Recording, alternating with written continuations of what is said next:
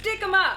What's up, guys? I wanted to bring you a quick video today to talk about something that is all over the world, in popular media, it's in pop culture, it's in sports, it's in fitness, it's in everyday life, and that is self-myofascial release, also known as SMR, also known as foam rolling, which is one of the methods. There's a lot of claims about the benefits of it helps with recovering muscles, it changes your fascia, it makes your muscles less tight, it changes the structure of the fascicles, the fascicle length, inside of the muscles, and the connective tissue outside called the fascia, which is a protective sheet, that somehow gets cramped up or stuck together or knotted up.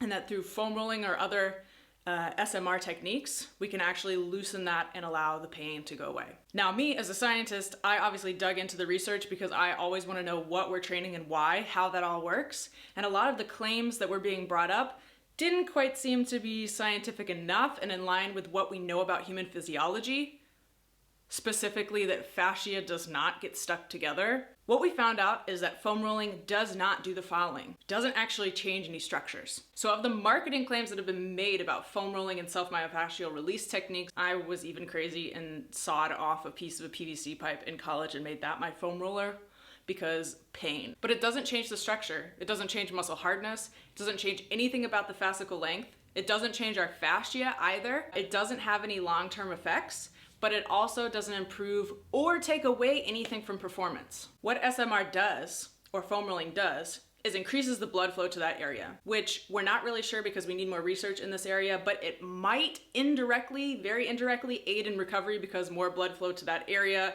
might result in quicker healing, but it might potentially be a spot for more research to be conducted. It also actively increases flexibility and range of motion in that specific area. So if you're doing it on your hamstrings, for example, your flexibility will acutely be changed. For example, you might be able to suddenly touch your toes after foam rolling, but only for about 10 minutes. It doesn't stick around, it's just acute. It also lessens some people's experience of pain and discomfort. Maybe not for you, maybe you're somebody who's just always in pain or that's super painful for you even afterwards, or maybe it's that good pain, that release, and you feel better afterwards. It does do that, and I'll tell you why in a second. And again, because of its acute benefits in reducing the perception of pain threshold and in aiding in flexibility and range of motion acutely, even for those 10 minutes, it is actually more beneficial in warm-ups than static stretching, which has been shown to actually take away from performance potentially, as opposed to just being entirely neutral. As a summary, we can basically think of as neutral. It doesn't really do anything hugely beneficial that we know of. The evidence is pretty weak, but there's also no evidence that it actually hurts anything, that it takes away from anything. So if it's good for you and you like it, do it. How can we use self-myofascial release techniques like foam rolling more beneficially? In conjunction with our nervous system,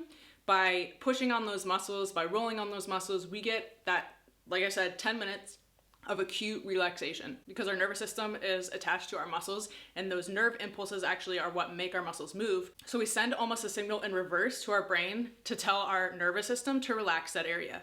So that's how we get that acute flexibility, that feeling of, hey, maybe my pain is gone quickly. But that's also why it's only acute. It tightens back up afterwards because we haven't actually had structural change, right? Like maybe we're less sore quickly, but then we have to get back on the foam roller later, an hour later, or you have to go back to your physical therapist in 2 days or your chiropractor in 2 days because you're all tightened up again. And you need those passive modalities to loosen you up. An SMR protocol is a passive modality, but if we add an active modality on top of that, for example, training, and combine the two together, then we have relaxation and experience of less pain, plus an actual structural change to make sure that pain doesn't come back anymore. And after combining those over a period of time, one would hope in a perfect world and how we train in my club and with White Lion athletes, we feel good, we have less pain, we get that relaxation, and then we go and actually change something for the long term so that we can actually perform better. Because this doesn't give us any performance benefits. And we also don't want to have to rely on this all the time. So the current clinical prescription is 30 to 120 seconds of foam rolling before working out. And that brings us to, again, getting that relaxation and then getting that structural change in, working in combination with passive and active modalities, that brings us the most benefit. I hope this was helpful. Look in the description for more sources if you'd like to read some papers about this. I hope it was helpful, and we'll see you later. Stick 'em up!